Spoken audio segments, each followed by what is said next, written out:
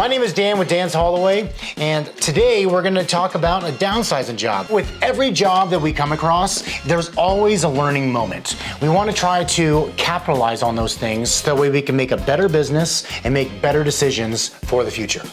Now, we did a downsizing job recently for an assisted living facility.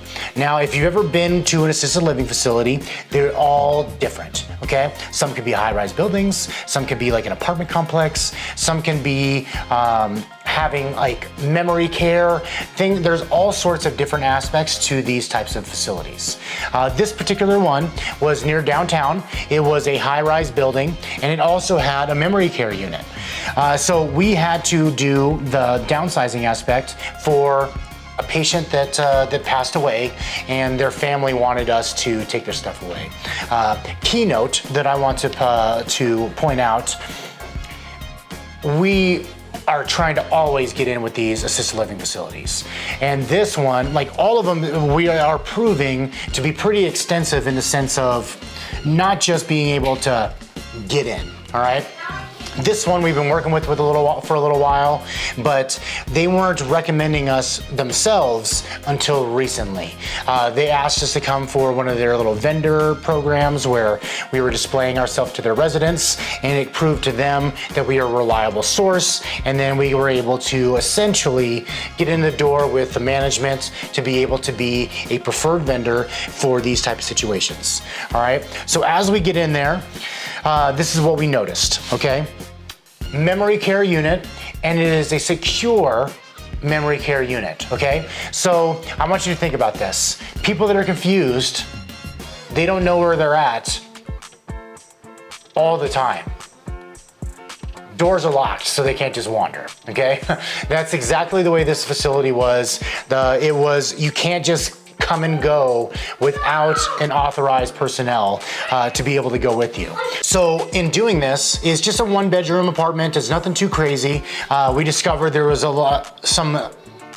some furniture that was for the facility, like just random furniture that is theirs that we couldn't just take, all right? There was nobody there to direct us. We just went off of, we need to clear out this entire room, right?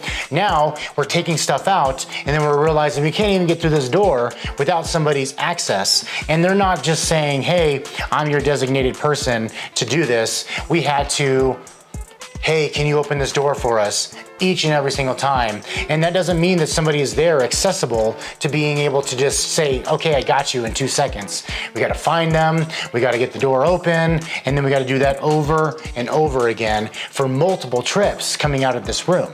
Now we were able to stack a few things at the door, get a bunch of things out and do it like that in multiple ways, like an elevator, okay? Pack it as tight as you possibly can, get everything out as much as you can. Don't just take one thing in and out. But that was one thing, all right? But overall, the biggest thing that we noticed was I didn't talk about my hourly charge. So I feel that I need to make a correction in the way that I do my communication with my customers, okay? So I feel that not only is this a benefit for this type of facility, whether it's a assisted living facility or particularly where we need to be entered and let in and out of this area like a memory care unit, but apartment complexes in general. Our 7th floor high rise is going to be very similar. Is it going to take us just amount of time? So like we got to make sure to pay attention to that kind of stuff. So I'm going to show you my pricing structure right here. This is our pricing sheet in the way that we do things, okay?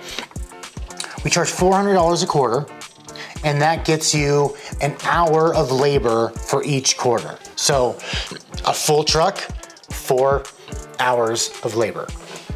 That is the equivalent, okay? But once we pass that hour of labor for each quarter, then essentially we have to charge more, okay? So if we get a quarter truck and it takes 2 hours, we need to charge the quarter truck price plus an hourly charge. Our hourly charge is $2.50 an hour, and that is something that I need to get better at communicating that kind of thing. Because what are things that are gonna slow us down and make a quarter truck take more than an hour? Elevators, disassembly, packing. Those are the big things that are going to be very time consuming in the sense of just getting things out. If I'm just coming in for a bunch of furniture, in and out, we're gone. We should never hit that hour mark for that quarter truck. We could do a quarter truck, 15, 20 minutes, easy, all right? But at the same time, we allot that hour for the special circumstances of things, long walks, elevators, so forth, right? So the big thing that I'm like taking from this is that I need to be better at the hourly charge. Those are little things that make or break your business, right? If it is a quarter truck and it takes 20 minutes, why are you charging the same for a quarter truck that takes 2 hours? Okay, that is what I'm getting at in this, and that is something that we need to pay attention to, and I need to take accommodations for.